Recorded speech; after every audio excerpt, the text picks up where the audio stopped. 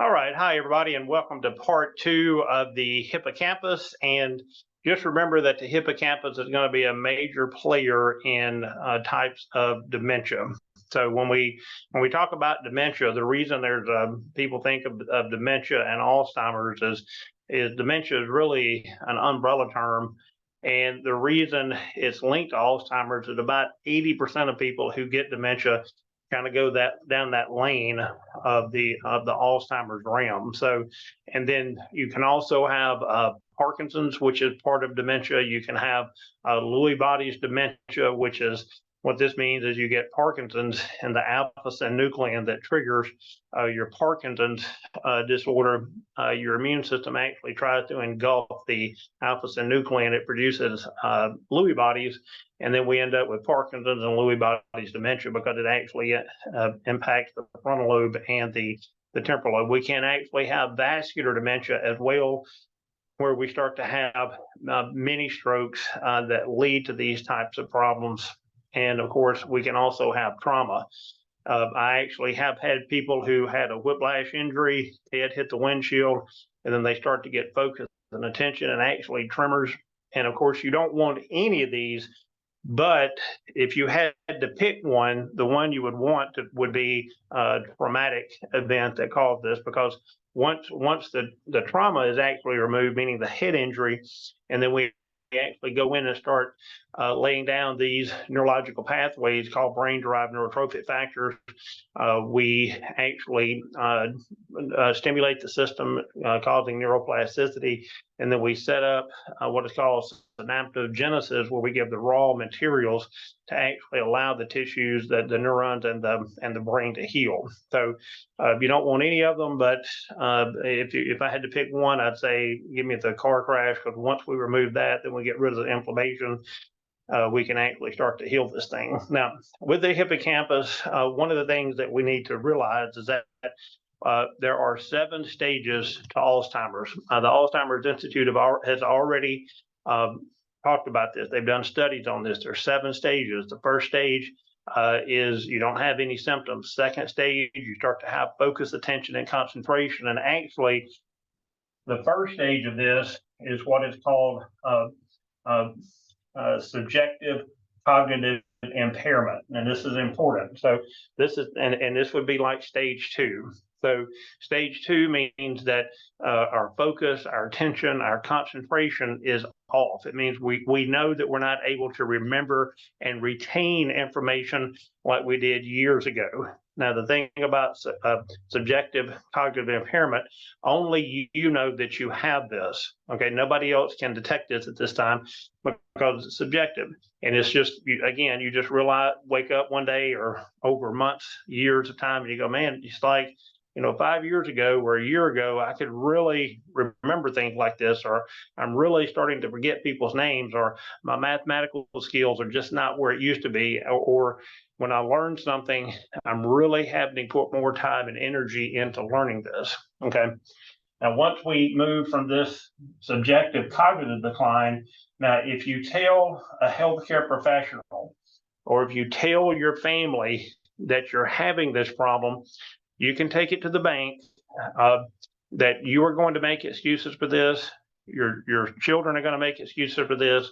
Your spouse is probably going to make excuses for this, and your primary healthcare professional will make excuses for this. And they'll say things like, well, you're 45 now, or you're 55, you're 65, you are getting older. Okay.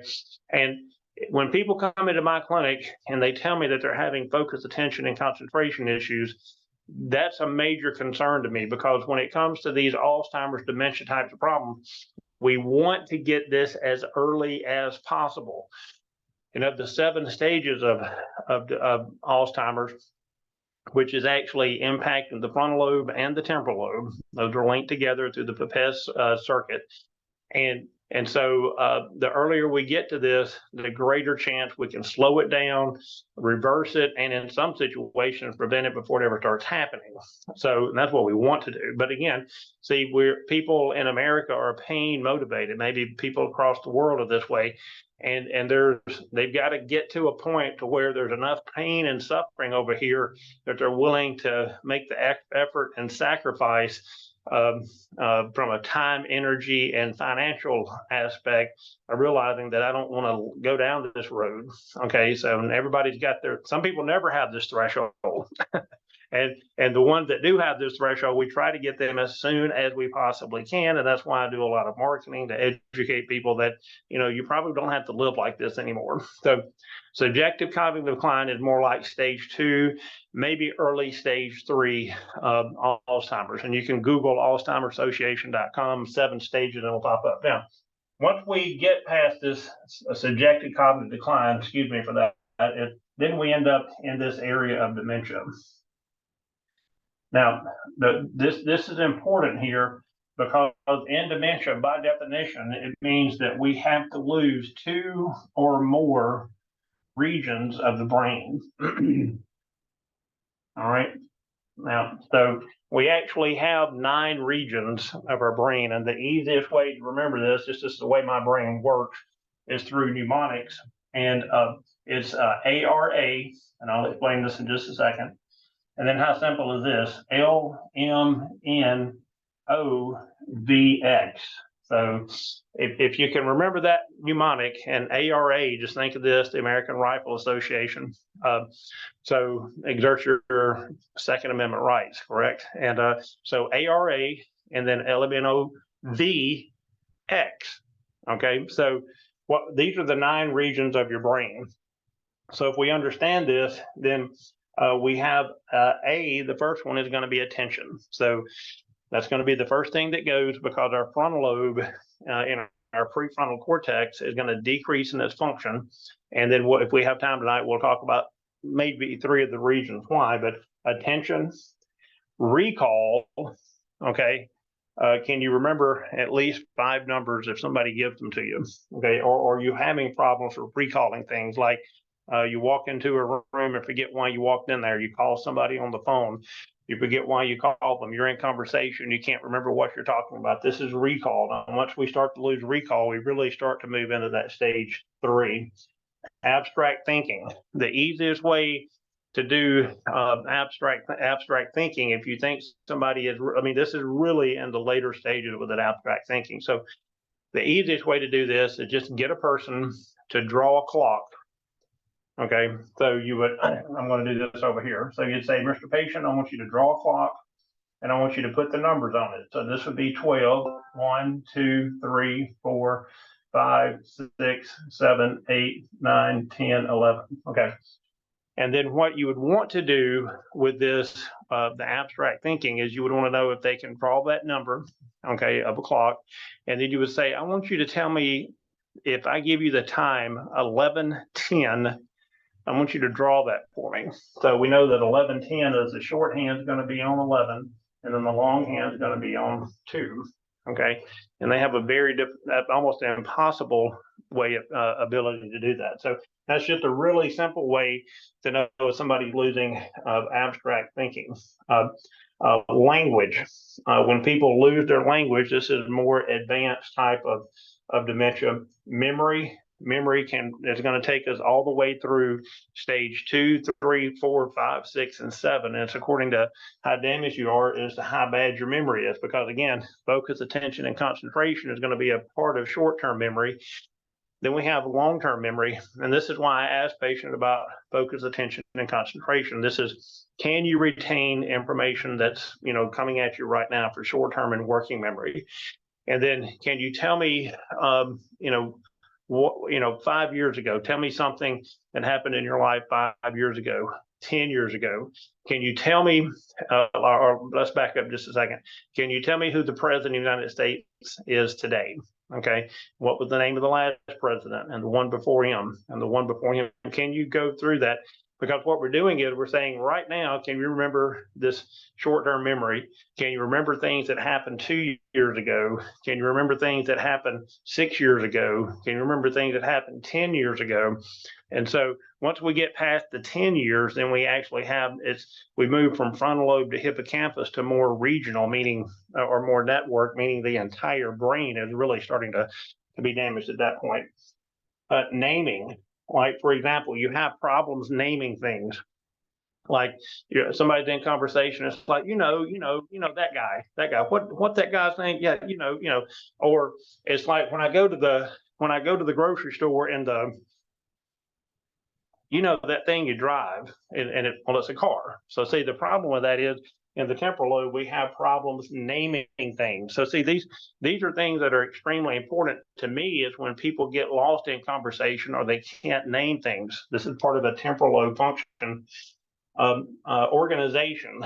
And, if somebody's been a total, a person that has no organizational skills, well, they got a lot of problems. They got personal problems, they got business problems, they got finance problems, because if you can't organize your home, then everything outside of that is total chaos. So what about organization? Visual, spatial. This happened to a gentleman last week when I came in. Actually, he's a medical doctor, retired, 92 years old, came in for knee pain. He had neuropathy, had tremors, and we literally, Sandy had to tell this gentleman 5 times how to get to the clinic, okay? Because he didn't know where he was, and he didn't know where the clinic was. And Tupelo, Mississippi is not that big of a place, so you don't have to, if I've got to tell you 5 times how to get to my office and you live in this area, that's a problem. And then executive function, like planning, personality, social skills, playing with others well.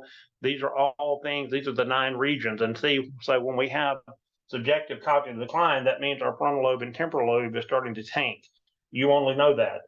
Then when we get into dementia, by definition, dementia means that our brain has deteriorated to where we have 2 or more regions of the brain that we've lost. Now, this is important, because when we lose 2 or more regions, then this is when we're going to need people to help us get around in life. Okay, we lose our activities of daily living, is what it's called. That means somebody's got to drive you to the grocery store. Somebody has to take care of you.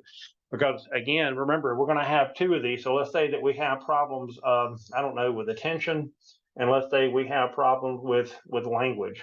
Okay, so we're not going to be able to pay attention. And if you walk outside and you get lost, then you can't explain to people who you are, where you live, because you can't communicate. So, and this is just early. This is dementia. You have to have at least 2 of these. Now, some people are going to lose 2, 3, or 4 of these, and then once we get into Alzheimer's, then this is, you're in stage 5.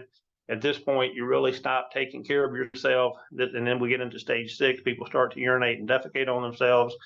And then usually by stage 7, people have, they're at the point to where the patient is so bad at this point that the family members can't even take care of them anymore. So, and the sad part is that the people usually live in about 2.5 years of that. And so, let's go through, and I'll go until this thing shuts off, but I'll probably have about another 5 minutes. So, what are some of the things that we can do to prevent this? Now, number 1 is inflammation.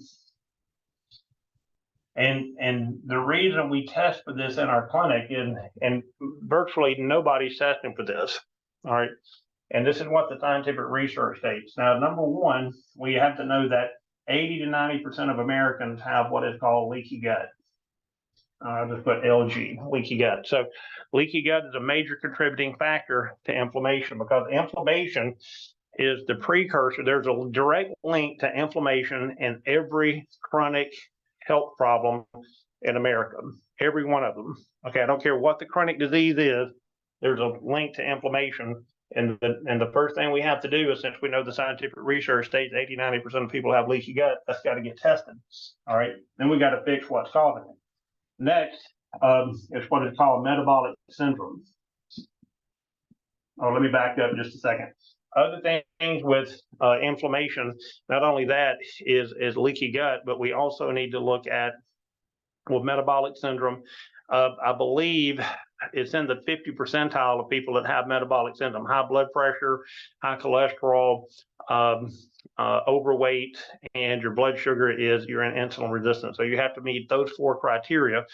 Off the top of my head, I don't know the number, but you can Google it, metabolic syndrome, and I'm sure it's about at least 50% of Americans have this metabolic syndrome. Now, next, dentition. And this is dental issues. All right, like Porphyromonas gingivalis and Streptococcus mutans. Okay, I think the research shows that over the age of 30 years of age, about 37% of people have some type of dentition issues that's causing inflammation that leads to these complex chronic health issues. And see, we've got to get these addressed. There was another one. Oh, mold. In America, 40 to 50% of homes have mold. So look at this. So who do you think is going to figure this out just from inflammation? You have a person, 80 to 90% of people have leaky gut. Then you got a person that's overweight, high blood pressure. They got some dental issues and mold. And what if they have two of these? I mean, most people aren't even testing for one of these. How do you solve these problems? All right, the next one is going to be insulin resistance. All right, insulin resistance is 85 to 99. And actually, the latest research shows that our A1C needs to be below 5.3. Okay. So where there is a direct link because of NF-kappa B, direct link to inflammation and all complex chronic health diseases. Okay. There's a metabolic link to, an inflammatory link to that. There is also an insulin resistant. We're not even talking about type 2 diabetes or type 1. If you're insulin resistant, which no doctor is even going to address that because they're going to say, well, you're pre-diabetes and whatever. Okay. And there is a direct correlation to insulin resistant and chronic health issues as well, and especially things like dementia and Parkinson's issues. But all of this epidemic of chronic diseases, if you can solve these two, there's actually 15 of them, but if you can solve these two, you're really going to make some headway with helping people. We have to prevent malabsorption issue. Every single person that comes into my clinic has malabsorption issues. How do I know? Because I test for it. And you can test for this, and I got about 1 minute, and I'm just going to get shut off. But if you go to Interolab and you test for A2, the Interolab, interolab.com, will actually tell you whether or not you have malabsorption issues. Every human being, without exception, that I've seen who has had complex chronic health issues have malabsorption issues. And there's a specific program that we have to go to solve that. And please understand, I've just went through the top 3, but there's 15 of these that we have to look at, 15 of these codes, and actually address all of these. And next week, we'll probably go through all 15 of those, and we can look at these. But if you don't actually address these first 3, inflammation, insulin resistant, and malabsorption issues, because see, malabsorption, it means that you cannot break down the food that you put in your mouth, assuming that you're not eating junk food, assuming that you're not eating processed food, fast food, drinking sodas and sweet tea, because these are direct links to malabsorption. Like, for example, vitamin D, there are 900 chemical processes that go on in your body that require vitamin D. And if you're just deficient in that one vitamin, there's 900 processes in your body that do not exist just simply because of deficiency of vitamin D. How do we get deficient in vitamin D? Number one, we're not taking enough of it, which may not be an issue, or we have malabsorption issues. And then we're not able to get the substrate for the raw materials to actually allow neurogenesis to occur to activate brain-derived neurotrophic factors and neuroplasticity. So I want to end there tonight because I'm going to get shut off here just within a matter of the next few minutes. I want to thank everybody for attending tonight. I hope you learned something and something that we can actually apply in our clinic to our patients to actually save their life. Thank you very much, and I'll see you next week.